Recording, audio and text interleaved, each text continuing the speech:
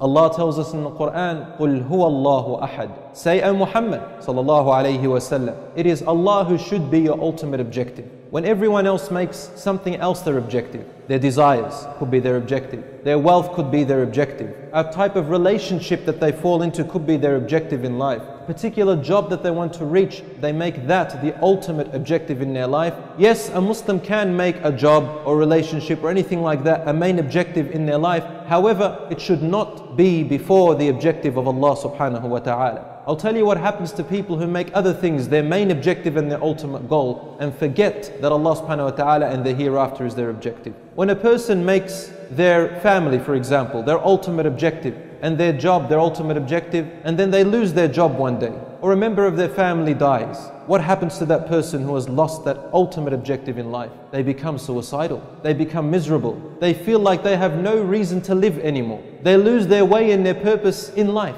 because that ultimate objective has gone. You find that person becoming miserable, angry at their parents, angry at their children if they have children, angry at their brothers and sisters, angry at society, angry at Islam itself. And when a person makes their role model other than the Prophet ﷺ, then when their role model, whom they have placed in his place, fail them, they also become miserable, they become unhappy. Brothers in Islam, when Allah subhanahu wa ta'ala created us, He put in us something very special and He valued you with that. The thing which He valued us with was the reason why He ordered the angels to prostrate down to your father Adam alayhi salam. And Iblis refused because he knew your value. This spirit or this soul which Allah subhanahu wa ta'ala placed inside of us is what makes us valuable, and it needs to be nourished. And this soul has only one objective. Allah created it to have a very strong connection with Allah, its creator. When we nourish this soul, we have nourished our connection with Allah subhanahu wa ta'ala. When we nourish this soul, then whatever you lose in life, your wealth, your health, your relationship with someone, some members of your family who die, an education which you could not reach, then you know that there is always something you can fall back on. And that is that soul, that ruh, which when you forget about it, the ruh begins to cry and yearn and say, where are you taking me? Why are you not nourishing me?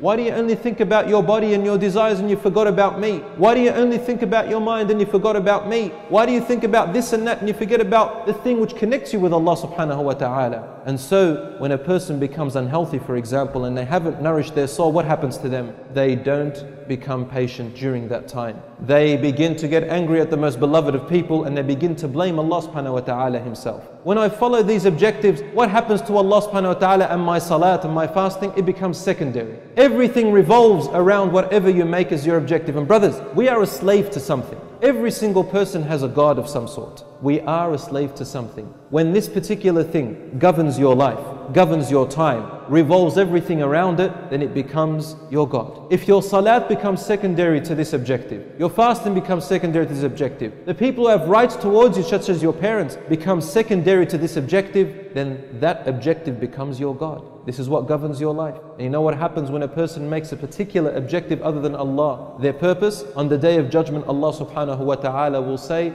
let that which you made your objective save you today. You know, we have a saying, we have a Ford company and a Holden company. They manufacture cars. And we say, okay, if a person worked for Ford, do you expect Holden to pay them? If you work for a particular company that is in competition with another company, and then you expect that other company to pay you, does that make sense? No, it doesn't. It's quite absurd. So when I work for someone other than Allah subhanahu wa ta'ala and His Messenger, then it's only fair that you expect the reward to come from them. And this brings to light a hadith of the Prophet sallallahu alaihi wasallam. And the Prophet sallallahu alaihi wasallam was speaking to a man named Mu'adh, a companion named Mu'adh ibn Jabal radiallahu anhu, where he said, and this is in Sahih Muslim, that on the Day of Judgment, a scholar and a donator of wealth and a person who died in the cause of Allah apparently will be called on the Day of Judgment. And each one of them will be asked, first of all the scholar, what did you do with the knowledge which I gave you? And he will say, I did it only seeking your pleasure, my Lord. And Allah subhanahu wa ta'ala will say, you are lying.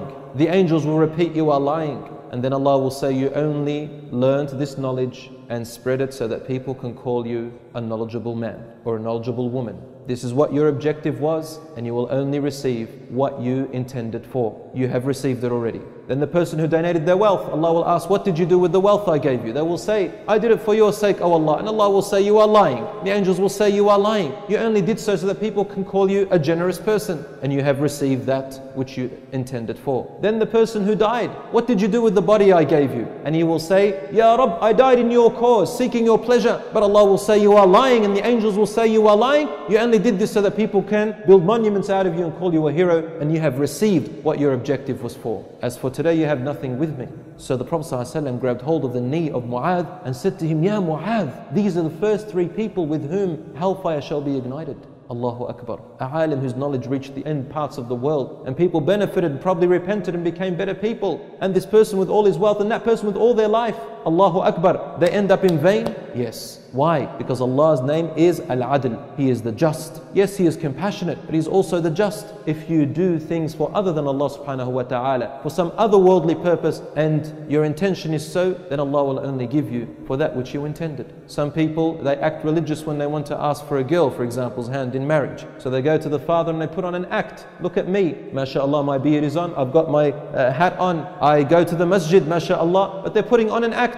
So they will do anything to get to her and to trick the father and the family. As soon as they are married, the true colors do come out. Your brotherhood in Islam, when you meet a brother and say Assalamu alaikum, the first thing on your mind should be, I really want this person to be a brother of mine in Islam, and I want Allah subhanahu wa ta'ala to see our love for his sake. You don't concentrate on where he's from or what kind of a background he has, and then I'll decide whether I'm going to be close to that person or not. We say we are brothers and sisters in Islam because Allah subhanahu wa ta'ala called us brothers and sisters in Islam, and let us start from there. When I meet my parents and I feel that they're not giving me what I actually want, or they're not understanding me, then I should remember that Allah subhanahu wa ta'ala is looking at my objective. Is my objective Allah subhanahu wa ta'ala and His Messenger? Yes, it is. Then therefore I'm going to respect them and deal with them and sacrifice my own needs in order to please them, insha'Allah ta'ala. And when I do any type of action, then the sincerity must be for the sake of Allah subhanahu wa ta'ala first and foremost. If you do that, then you'll discover what your identity is, and you will know your purpose in life.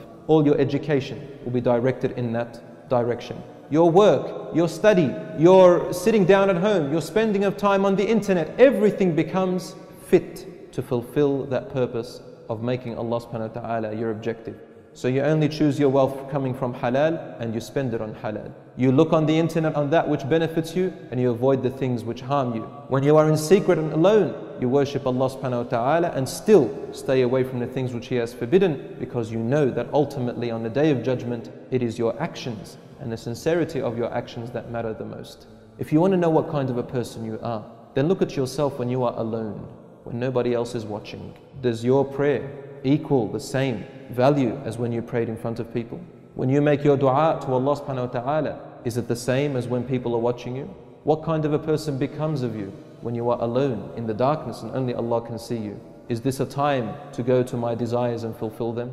Or do I know that Allah subhanahu wa ta'ala watches me in open and in secret? Make your intentions clear. Make your sincerity clear. Make Allah your objective, and Allah promises you happiness in this world and in the hereafter.